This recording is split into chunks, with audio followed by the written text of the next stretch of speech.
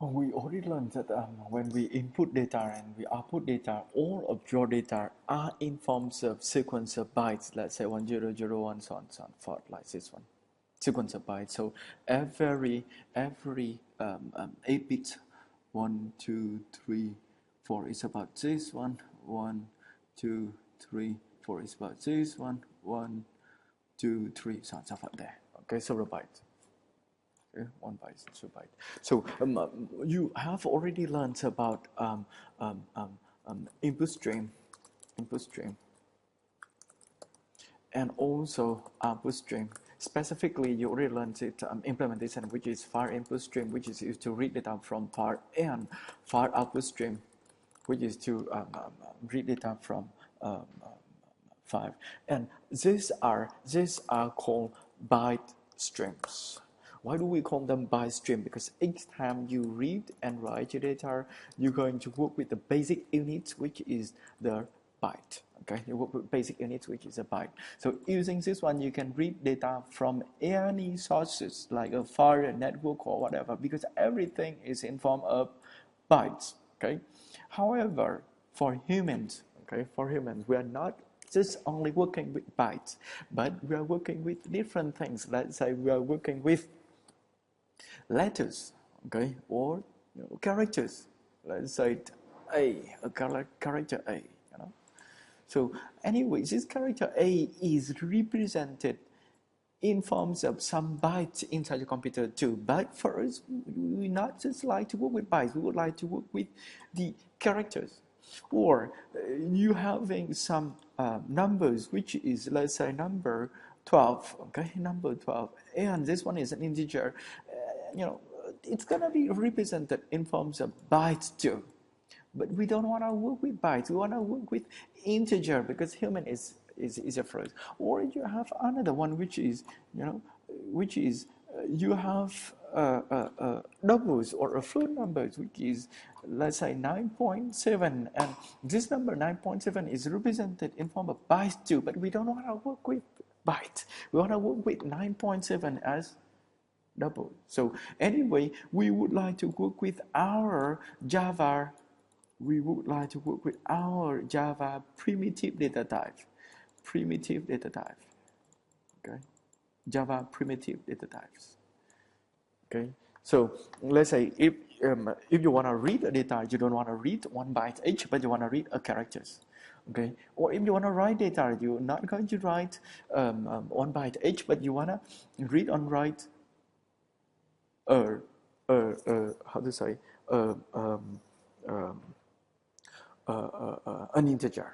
Okay, you want to write integer, and in order to write these characters, okay, you're going to convert it into bytes and write it as well. And in order to write this number 12, actually it's going to be converted into 4 bytes, and you're going to work with 4 bytes. 1, 2, 3, 4 bytes. Okay, if you use this double number is actually converted into 8 bytes. Okay, actually converted into 8 bytes, and it's going to read write 8 bytes anyway. Okay, 8 bytes anyway. So the idea is now okay.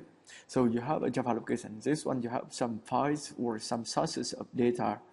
Okay, they are in forms of sequence of bytes. Okay, they're in form of sequence of bytes. But then you would like to open a stream from here.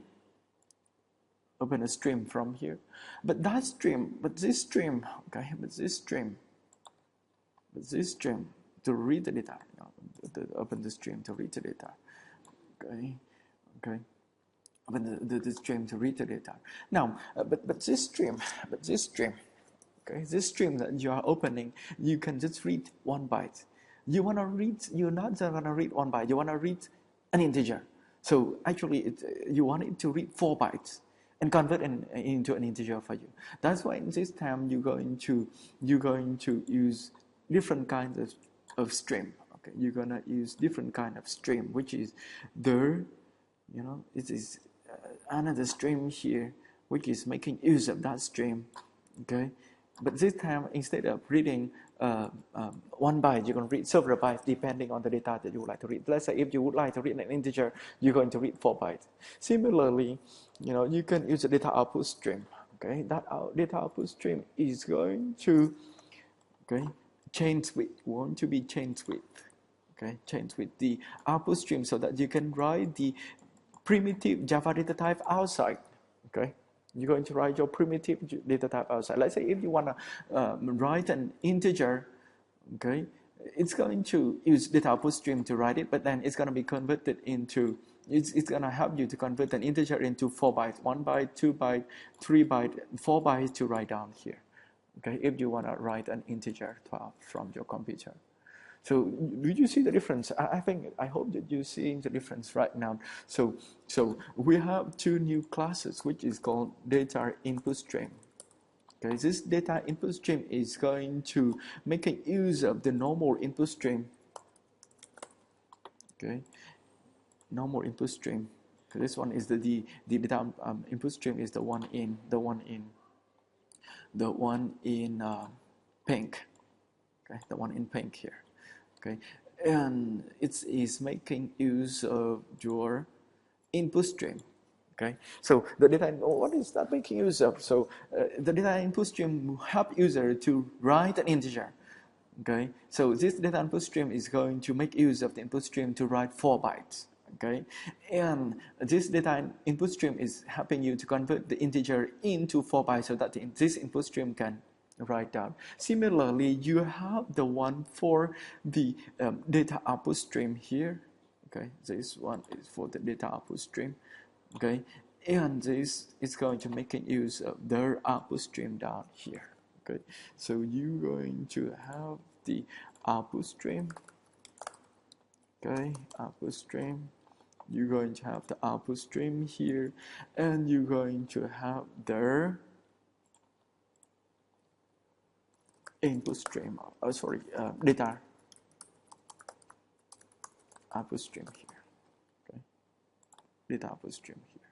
So if you want to write out, okay, an integer, okay, the data output stream will help you to convert this integer into 4 bytes, and it's gonna make use of this output stream to write the 4 bytes to the destination.